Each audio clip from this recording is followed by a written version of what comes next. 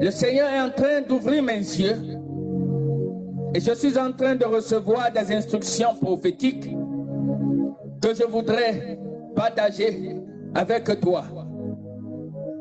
Le Seigneur m'ouvre les yeux sur deux nations qui ont deux différentes années très décisives pour leur avenir. Il s'agit du Bénin et de la Côte d'Ivoire. Côte d'Ivoire 2025 et le Bénin 2026. Deux nations qui sont derrière un rideau transparent dans le monde des esprits. En esprit, je suis en train de voir l'ouverture des rideaux vers deux différents horizons. Tout dépendra de ce qui se passera. Tout dépendra de la décision des leaders politiques. Et j'entends le Seigneur me dire ceci. Levez-vous dans la prière pour les élections 2025 Côte d'Ivoire, 2026 Bénin. J'entends le Seigneur me dire, dis à mon peuple, je ne veux pas la mort du pécheur, mais plutôt qu'il se répande et que le sang innocent ne soit point versé. Telle est la parole de l'Éternel. De grandes décisions sont en train d'être prises un peu partout dans les nations. Au milieu des peuples, il y a des tumultes, il y a de l'inquiétude, il y a des troubles. Et j'entends le Seigneur me dire, priez pour les nations, priez maintenant. N'attendez pas l'année prochaine, priez intensément maintenant, parce que nous rentrons dans la deuxième phase de l'année 2024. Les grandes décisions des 2 années à venir se prendront en 2024. J'entends le Seigneur me dire, priez, priez, priez, maintenant, maintenant, parce que c'est la traversée du Jourdain. En esprit, je suis en train de voir une période de famine mondiale qui arrive. Il y a une famine mondiale qui arrive.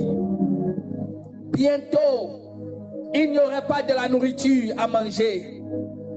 Dans plusieurs pays du monde entier, il n'y aurait pas de la nourriture. Qu'est-ce que je vois en esprit? Je vois des petites familles qui sont en train de boire de l'eau à la place de la nourriture. Je le répète, je vois en esprit des familles, des petites familles qui boivent de l'eau à la place de la nourriture. Et je vois d'autres familles avaler leur salive à la place de l'eau. Et j'entends le Seigneur me dire, voilà ce qui arrivera après cette saison de la traversée du Jourdain. Il y aura une très grande famine.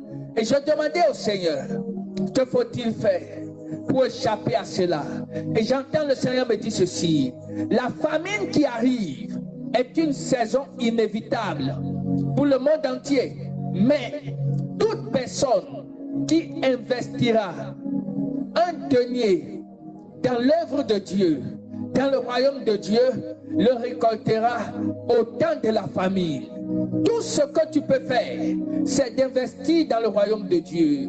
C'est d'investir dans la maison de Dieu.